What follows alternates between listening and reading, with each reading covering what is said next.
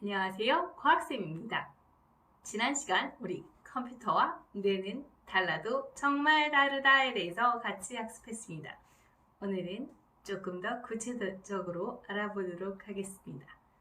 여러분, 성격은 어떻게 만들어질까요?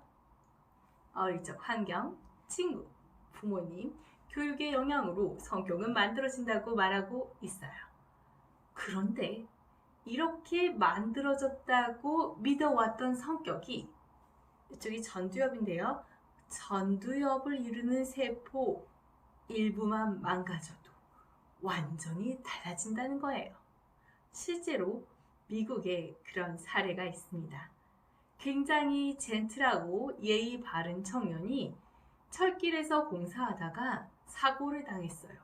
커다란 쇠파이프가 전두엽을 뚫고 눈을 관통하는 사고를 당했습니다. 다행히 목숨은 건졌지만 이 청년은 굉장히 괴팍하고 난폭한 성격으로 바뀌었다고 합니다. 그렇다면 기억은 어떨까요? 헨리라는 사람이 있었어요. 어려서부터 점점 발작이 심해져서 27살에 실험적으로 뇌 절제 수술을 받았습니다. 이쪽은 측두엽이라고 하는데요. 측두엽 안쪽을 잘라내는 수술을 받았는데 발작 증세가 사라졌어요. 다행히도. 그런데 30초 이상 기억을 유지하지 못하는 기억상실증 환자가 되어버리고 말았다는 거예요. IQ도 높았고 일상생활에도 문제는 전혀 없었지만 82살 노인으로 숨쉴 때까지 그의 기억은 27살에 머물러 있었다는 거죠. 측두엽 안쪽에 있던 해마라는 부분이 잘렸기 때문에 그에게는 새로운 기억이 저장되지 않는다는 거예요.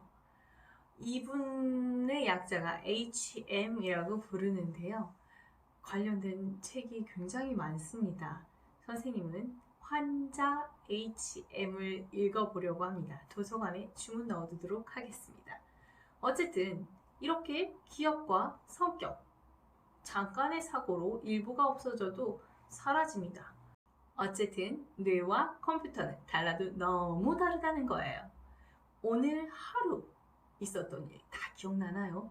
하루가 아니라 1시간 전에 있었던 일 세세하게 기억이 날까요? 우리는 기억하지 못해요. 여러분 핸드폰을 잡을 때 어느 부분의 손가락이 먼저 닿았죠? 기억하지 못합니다. 컴퓨터는 입력된 정보를 다 저장하고 있는데 우리는 그렇지 않아요. 저장할 가치가 있는 정보와 가치가 없는 정보를 구분해서 저장을 합니다. 그리고 아주 중요한 내용만 남겨놓고 꺼낼 때 살을 붙여 꺼내요. 이런 거에 대한 실험이 하나 재밌는 실험이 있었어요. 그 미국의 9.11 테러 기억하시나요? 엄청난 사건이었습니다. 그래서 한 대학의 교수님께서 9.11 테러 다음날 학생들을 모아놓고 그날 그 사고가 날 시 어디에서 있었으며 어떤 걸 느꼈는지 어떤 걸 보았는지 세세히 쓰세요 라고 했는데 100여 명의 학생들이 열심히 썼다고 합니다. 그리고 나서 1년 후 그들을 다시 불렀어요. 다시 한번 그 기억을 떠올려서 적어보세요 라고 했는데 기억이 일치하는 학생이 거의 없었다고 합니다. 정말 전 세계가 놀랄만한 끔찍한 사건이었는데도 불구하고 기억이 다 다르더라는 거죠. 한마디로 다시 말하면 우리는 중요한 뼈대를 저장하고 그걸 꺼낼 때, 기억을 떠올릴 때 내가 살을 붙이는 거예요. 한마디로 저장된 걸 완벽히 그대로 꺼내는 것이 아니라 매번 새롭게 만든다는 것이죠. 이뿐만이 아니에요. 뇌에는 정보가 패턴으로 입력이 된대요. 그래서 그 패턴을 분석해서 통계학적으로 결과를 내면 이 사람이 무엇을 보았구나를 예측할 수 있다고 합니다. 이 연구를 통해서 원숭이도 사람과 비슷한 패턴으로 사물을 인식하는구나를 알았고요. 게다가 이런 패턴을 데이터화한다면 뇌의 패턴만으로 그 사람이 무엇을 보았는지 역추적할 수 있다는 새로운 사실을 알게 되었다고 합니다. 어쨌든 기억을 꺼내는 방법도 다르고 기억을 저장하는 방법도 굉장히 다릅니다. 패턴으로 저장되는데요. 그 패턴으로 저장되는 것 역시 눈을 통해서, 귀를 통해서, 입을 통해서 됩니다.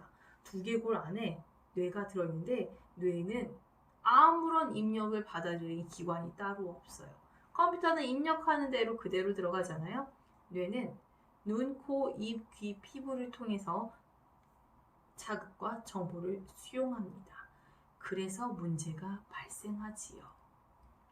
뇌가 직접적으로 받아들이는 게 아니다 보니까 객관적으로 정보를 저장하려면 우리 이런 오감이 완벽해야 되고 객관적이어야 돼요. 근데 사람마다 감각이 매우 다르잖아요. 게다가 눈 같은 경우는 아예 구조적인 문제점이 있습니다. 눈의 구조에 대해서 중학교 2학년 때 학습할 건데요. 눈 안에는 맹점이라는 부분이 있어요. 상이 맺히지 않는 부분이에요. 근데 우리는 지금 뭔가를 볼 때 까만 점 보이나요? 아니죠. 그리고 이 눈에 핏줄이 있는데 빛이 투과하고 있어요. 그러면 그 핏줄에 그림자까지 있어야 되는데 혹시 내 눈 앞으로 그림자가 막 이렇게 가려져 보이나요? 절대 아니죠. 우리 뇌가 굉장히 똑똑해요. 알아서 막 해석해요. 나는 원래 여기는 상이 안 맺히는 부분, 그리고 이쪽은 원래 핏줄이 있었던 부분이야. 근데 이걸 제외한 나머지가 어떻게 변했지 해서 이 변화된 정도로 해석해서 우리가 사물을, 세계를 보고 있는 거예요. 차이값만을 인식한다고 책에서는 말하고 있습니다. 이렇게 완벽하지 않은 눈, 코, 입, 귀를 해석해서 받아들이는데 그게 객관적이지 않아서 문제가 생기고 해석 방법에 따라 세상이 다르게 보여요. 개와 고양이는 세상이 어떻게 보일까요? 회색빛으로 보인다고 합니다. 박쥐는 초음파로 세상을 보지요. 초음파로 세상을 보면 어떻게 볼까요? 우리는 전혀 예측할 수 없어요. 한마디로 말하자면 우리가 보는 세상은 다 자기 나름대로 해석된 거기 때문에 다 달라요. 근데 우리는 다 똑같은 세상에서 살고 있다고 생각을 하죠. 왜 그렇게 생각할까요? 자, 여기 사과가 있습니다. 무슨 색깔이죠? 빨간색이에요. 진짜 빨간색일까요? 아니죠. 그러나 이걸 달리 표현할 방법이 없어요. 빨갛기도 하고 조금 연한 부분도 있고 노란 부분도 있고 점도 있는데 이 색을 오묘한 색깔을 다 표현하기 어려우니 거기에 가장 적합한 것을 빨강이다 라고 우리는 얘기하는 거죠. 그래서 그래 빨강 맞아. 대충 빨강이야. 그래서 우리는 서로 이해하고 소통했다고 착각을 하는 겁니다. 결국 언어가 우리 생각을 제대로 표현할 수 없기 때문에 생기는 문제입니다. 이것을 책에서는 언어의 해상도가 인식의 해상도보다 낮다라고 이야기했습니다. 어렵지만 멋진 말이 아닌가요? 그래서 이것도 빨강, 저것도 빨강, 이것도 빨강, 이것도 many를 하나에 many to one 매핑이 되는 거죠. 생각을 언어로 1대1로 표현할 수 있으면 참 좋을 텐데 그게 잘 안 되는 거예요. 친구가 나 슬퍼라고 했을 때 그 친구가 슬픈 감정이 고스란히 느껴질까요? 아니요. 그 느낌을 어떻게 표현할 수도 없고요. 그리고 우리는 그 마음을 제대로 알 수도 없단 것입니다. 그나마 착시라는 거는 증명이 되기 때문에 아 그랬구나 라고 할 수 있어요. 하지만 나머지는 증명이 굉장히 어렵죠. 최근 이슈가 됐던 사진이 있어요. 착시 사진이 있습니다. 여러분, 이 원피스 색깔 무슨 색으로 보이나요? 1교시 출첵 문제입니다. 어떤 사람은 흰색의 금색 줄무늬라고 얘기하고요. 어떤 사람은 파랑의 검정 줄무늬라고 이야기합니다. 여러분은 어떻게 보이나요?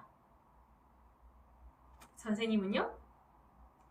흰금으로 보이기도 하고요. 파검으로 보이기도 합니다. 정답은 파랑의 검정 원피스였습니다.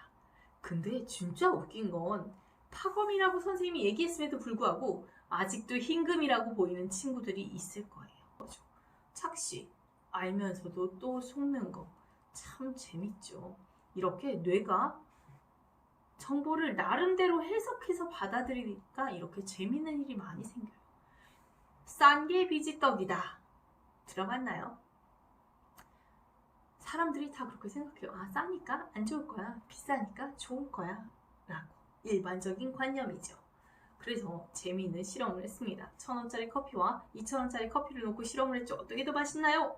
라고 했을 때 2,000원짜리가 더 맛있어요. 왜냐하면 향도 좋고 단맛이 나지도 않으면서 풍미가 어쩌고 저쩌고 막 설명을 했어요. 하지만 그 커피는 똑같은 커피였다는 것입니다. 뇌가 당황스러운 거예요. 내 경험상 비싼 게 좋았거든. 근데 1,000원짜리와 2,000원짜리가 맛이 똑같네. 왜 그럴까? 아니야, 똑같은 게 아닐 거야. 얘가 더 풍미가 더 좋은 것 같고 얘가 더 맛이 깊은 것 같고 단맛이 안 나면서 쌉싸라니 개운한 것 같고 뭔가 핑계를 막 만들어내요. 정당화시키는 거죠. 뇌가 자기 생각을 강요하는 거예요. 자, 우리도 그렇잖아요. 공부 안 하겠다 누가 뭐라고 하면 내가 하려고 했는데 뭐 어쩌고 저쩌고 저쩌고 막 핑계를 많이 대는 친구들이 있어요. 핑계를 많이 댄다는 거는 그만큼 뜨끔한 게 있다는 거. 동의하시나요? 자, 아무튼 뇌는 컴퓨터처럼 다이렉트로 머릿속으로 정보가 입력되지 않기 때문에 해석해서 받아들여야 할 필요성이 있었고 그러다 보니 여러 가지 문제가 생길 수밖에 없었습니다. 이렇게 재미있는 뇌를 이해하기 위해서 뇌가 어떻게 발달하는지 알아야 해요. 우리 뇌에는 1,000조 개의 시냅스, 신경세포의 연결고리가 있는데 이들이 얼마나 연결되었는지가 되게 중요해요. 근데 1,000조 개의 연결고리를 뇌에 다 갖고 태어날 수가 없잖아요. 그래서 태어날 때는 30에서 50%만 완성된 상태로 태어난다고 합니다. 나머지는 랜덤으로 만들어지는데요. 내가 만든, 내가 경험한, 내가 생각한 거에 따라 달라진다고 합니다. 이 연결고리가 생기는 시기를 결정적 시기라고 하고요. 연결고리를 많이 만들어 놓으면 머리 회전이 잘 되고 두뇌가 명석해지고 일 처리가 빨라지겠죠. 그 결정적 시기가 사람은 만 12세까지라고 합니다. 여러분 아직 할 수 있습니다. 우리 뇌, 이 결정적 시기를 잘 보내서 진흙 같은 뇌에 길을 뻥뻥 뚫어놔요. 안 쓰는 길은 사라져버려요. 열심히 써서 뇌에 자국을 많이 남기고 뇌를 발달시키도록 해봅시다. 다양한 학습을 통해 빠른 길 만들면 앞으로 80년, 90년, 100년 편하게 살 수 있습니다. 여러분의 결정적 시기를 응원합니다. 6장 언어와 논리를 넘어 빅데이터로 학습하다에는 정말 몇 장 없어요. 126페이지 끝입니다. 되게 중요한 내용이 정리되어 있어서 간단히 얘기하겠습니다.